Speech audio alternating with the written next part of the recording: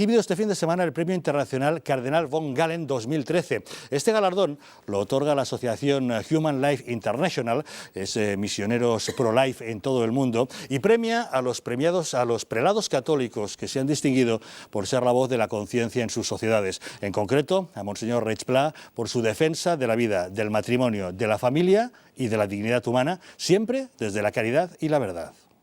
Reig Pla ha comenzado la exposición citando las palabras del Papa emérito Benedicto XVI sobre el eclipse del carácter sagrado de la vida presente en nuestra sociedad y ha denunciado la amenaza continua que sufre la mirada amplia de la vida por lo que denomina la cultura de la muerte. Relativos a la vida naciente y terminal, que presentan caracteres nuevos respecto al pasado y suscitan problemas de gravedad singular por el hecho de que tienden a perder en la conciencia colectiva el carácter de delito y asumir paradójicamente el de derecho. Ha asegurado que acudimos a una profunda crisis espiritual que pasa por destruir los pilares básicos de un Estado de Derecho al permitir la muerte de niños y ancianos inocentes a través de prácticas como el aborto y la eutanasia. Como solución, el obispo propone la unión de la responsabilidad civil y pastoral con iniciativas como programas de ayudas a madres o personas en riesgo de exclusión dentro de las parroquias. Eso que está, diríamos, intentando cuajar de distintas partes y emerger ante la sociedad para presentar un programa coherente, cultural y a la vez de acción social y política para remediar el daño que ha ejercido en España la cultura de la muerte, necesita aunarse ahora con una pastoral de la familia y de la vida que introduzca el tema de la vida de manera coherente en nuestras parroquias. Se trata de palabras de profundo calado que pretendemos analizar. En los estudios del Gato nos acompaña ya el obispo de Alcalá de Henares, Juan Antonio Reig Pla. Monseñor, muy buenas noches. Hola, y gracias por acompañarnos. Cuéntenos, Monseñor, ¿por qué cree usted lo que aseveró en su conferencia, que defender el derecho al aborto o a la eutanasia es lo mismo que dinamitar los pilares del Estado de Derecho? Eso es muy claro para mi reflexión. Mi reflexión siempre parte de la luz de la razón y de la fe. La sociedad se organiza por la vocación a la sociabilidad de las personas y vivimos juntos para custodiar el don de la vida. No se organiza la sociedad para destruirla. Si se permite en una sociedad que se llama de Estado de Derecho el derecho a destruir la vida de los inocentes en el seno de sus madres o no cuidar de los ancianos o los enfermos terminales, bueno, pues ese Estado de Derecho está poniendo una bomba que está destruyendo la posibilidad de vivir en la justicia y el derecho. Es decir, es muy claro. Es decir, la sociedad se organiza para custodiar la vida, para salvaguardar la dignidad y la inviolabilidad y el carácter sagrado de la vida. Organizarla para destruirla es hacer del gobierno o de hacer de la administración, en vez de gobernantes en justicia, como decía San Agustín, un club de bandidos. Así de sencillo, lo decía San Agustín, yo utilizo sus propias palabras. ¿Eso querría decir que el primer objetivo de una sociedad, de un Estado de Derecho, sería justamente el derecho a la vida? Evidente, si es que si no hay vida no hay libertad. Siempre tenemos esa palabra en la boca, es decir, el enlace entre vida y libertad. Libertad y verdad, porque la libertad es un dinamismo inteligente para perfeccionar la propia vida, para custodiarla, para llevarla a su plenitud. Bueno, pues si nosotros no unimos el derecho a la vida como el primero, ya sobran todas las palabras, es retórico y es hipócrita. Establecer palabras grandes, la libertad, el vivir en un Estado de Derecho, no es verdaderamente retórico e hipócrita, no es así. Si el Estado, en este caso estamos ahora en una situación verdaderamente que es, el cardenal Rocco lo acaba de decir, ¿no? Esto es un contrasentido ético y jurídico, es decir, es un absurdo. Es decir, permitir y no derogar la ley del aborto en España, que afirma como derecho de la mujer poder destruir la vida naciente en su seno, pues esto es una verdadera barbaridad, es una barbarie, no es un Estado de Derecho.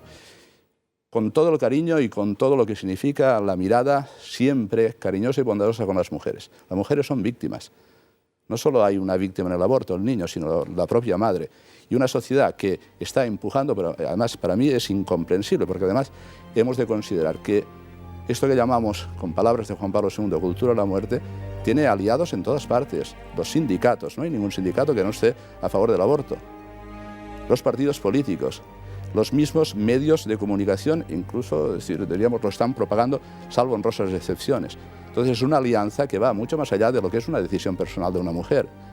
Es decir, la mujer en este caso se ve muchas veces por distintas circunstancias, abocada al aborto, pero dentro de un sistema que el Papa dice en el Evangelio Vitae que no es ocasional, sino que está científicamente pensado y sistemáticamente establecido como una conjura contra la vida, donde están aliados todos. En el momento en que un acto, el aborto, por ejemplo, pierde su condición de delito para adquirirla de derecho, ¿estamos evidenciando una corrupción de la sociedad? Evidente. Es que lo contrario no, sería decir, perder la lógica y perder pues, todo el discurso de la razón. Es decir, la sociedad, insisto, se organiza, no como decían, es decir, desde el pacto social, esto ya viene después, es decir, pues, porque la persona es relación, es vocación a la sociabilidad, vivimos juntos.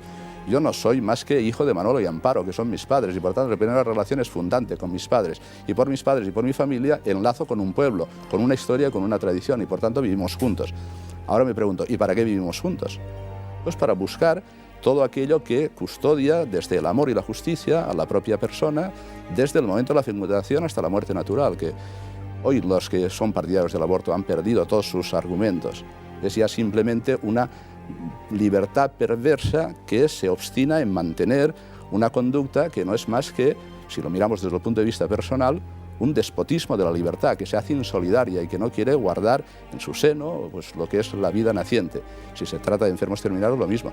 Y si lo miramos desde el Estado, desde la organización social, pues es el totalitarismo de un Estado tirano que permite la muerte de los inocentes. Así de sencillo, lo decía Juan Pablo II en el Evangelio Vitae. Usted mismo ha dicho justamente, parafraseando a Juan Pablo II, que se ha desatado la guerra de los poderosos contra los inocentes y uno de sus objetivos es justamente reducir la población mundial. Evidente, este es el gran drama es este. Es decir, lo que hay planificado desde las grandes universidades con un lenguaje, diríamos que está maquillado y rapto a la realidad, es lo que llamamos la manipulación del lenguaje. Es ganar la voluntad de las personas de tal manera que con el cambio cultural cambian las costumbres y al final por cambiar las costumbres cambia el modo de pensamiento, es lo que se está estableciendo. Pero hay Estado Mayor, ¿eh? Esto está pensado, está planificado sistemáticamente. Papa dice que esto es la guerra de los poderosos contra los débiles. Los débiles son los niños que no pueden nacer, los débiles son las mujeres abocadas al aborto, que son víctimas también. Claro, yo quisiera que escucharan relatos las personas que nos escuchan esta noche de lo que significa el drama del postaborto, que también en la medicina ha tardado de introducirse. Ahora ya, gracias a Dios, se establecen congresos para hablar de esas cosas. Me he encontrado con mujeres destrozadas, no un año, 2 años, sino 60 años pensando lo que habían hecho. Y no una vez, sino 2 veces, 3 veces. Ahora hay muchachas que las encuentras que han abortado 7 veces. Esa mujer está destrozada. Pero para todos hay esperanza. El mensaje de la Iglesia es que a pesar de todo esto, la misericordia de Dios es grandísima y repara y sana el corazón. Y es lo que quería yo proponer en este encuentro internacional que hemos tenido como respuestas concretas que la Iglesia hace para acompañar a las mujeres para que no aborten, para acompañar y sanar a las personas que han abortado, a las mujeres, en proyectos de sanación de lo que es el drama del postaborto, es decir, el síndrome del postaborto, y después crear una cultura en las parroquias, unidos a los movimientos sociales y civiles, para que podamos introducir en España lo que no han hecho ni los partidos políticos ni los sindicatos, ni han propiciado los medios de comunicación. Es un cambio cultural. Es que en España no hay batalla cultural. Se arrasan leyes que son inicuas e injustas porque no hay respuesta social, respuesta cultural. Y es lo que iniciamos ahora con esta voluntad de decir que las parroquias, igual que hay catequesis y enseñanza de la doctrina cristiana, igual que hay equipos de Cáritas, que hayan equipos que se preocupen.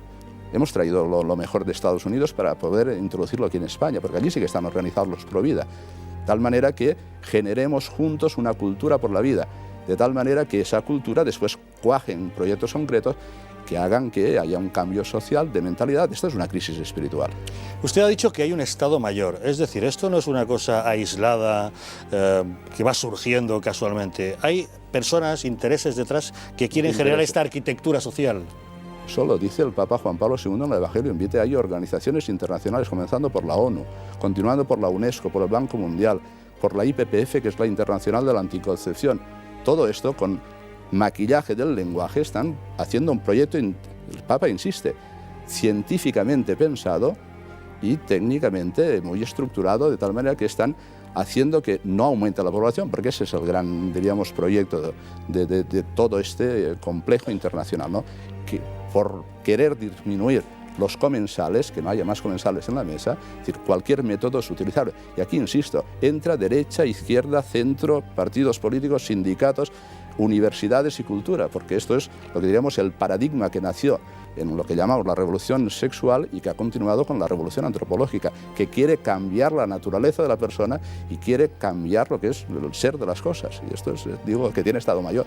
Pero hay grandes, diríamos, poderosos que financian todos estos proyectos, y podríamos nombrar a todos y cada uno de ellos. Y eso está muy estudiado, gracias a Dios. Y por tanto, no podemos ir ingenuamente ante una batalla que está con muchos dólares pagado, con muchas ONGs que son servidores de los grandes grupos internacionales y que están intentando frenar simplemente a la población en África, en Asia, pero al final ganando también la mentalidad de las personas. Es decir, es la revolución cultural que empezó en Europa con Gramsci. Es decir, no es necesario hacer revoluciones violentas con sangre. Solo con cambiar la mentalidad de las personas por la cultura, el cambio cultural propiciará después que las mismas personas deseen eso. Es decir, somos esclavos, pero en nombre de la libertad y del progreso. ¿Y cuál es el papel de los medios de comunicación en todo este proceso?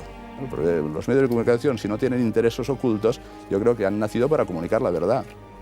Pero claro, esto parece, dicho por un obispo, una ingenuidad, porque detrás de todos los medios de comunicación hay intereses y están todos cabalgando, la mayoría de ellos, en la cultura de la muerte. Están cabalgando en lo que es la ideología de género. Todo el paradigma cultural, insisto, que nació con la revolución sexual y con la ideología de género y ahora la revolución antropológica.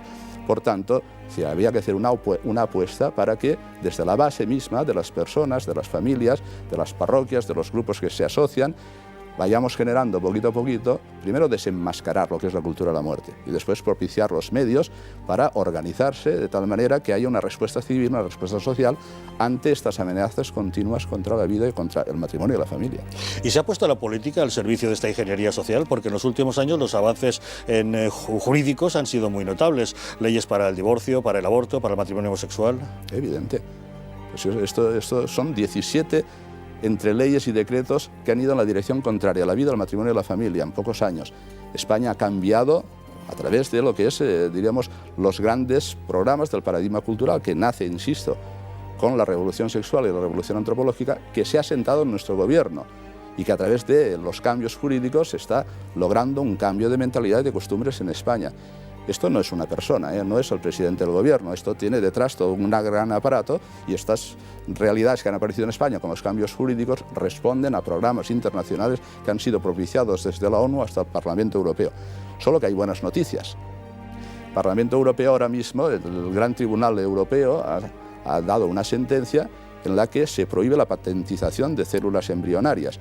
Bueno, esto si en España se aplicara ahora mismo, no se pueden utilizar embriones, que ya ha quitado esa diferencia que ponen las leyes entre preembrión y embrión. El Alto Tribunal Europeo ha dicho que esa distinción no es correcta. Pues tendríamos que cambiar la ley de reproducción asistida y de investigación con embriones y la ley de investigación biomédica, dos leyes que ahora mismo no responden a la sentencia del Tribunal Europeo de Estrasburgo. Y si seguimos la directiva europea sobre el tema de la eutanasia, pues bueno, menos mal que nos aprobó la ley llamada de muerte digna, pero al menos hay dos leyes que son autonómicas, la andaluza y la de Aragón, que no responden a la directiva europea. Por tanto, hay trabajo que hacer. Los que nos gobiernan ahora en España, es decir, no cambian la realidad, porque no quieren, porque Europa ya les ha dado las directivas. Monseñor, ¿es usted consciente de que cada vez que habla se le echan encima qué intereses, qué lobbies, qué círculos se sienten tan amenazados por sus palabras? Mis palabras son inofensivas. Es decir, yo lo que estoy diciendo es simplemente que custodiemos lo más elemental. Yo no quiero perder el sentido común, ni quiero perder, es decir, la realidad de lo que es lo obvio. Es decir, yo procedo de una familia muy pobre, mis padres eran 2 trabajadores de fábrica, y ahí esa escuela, mis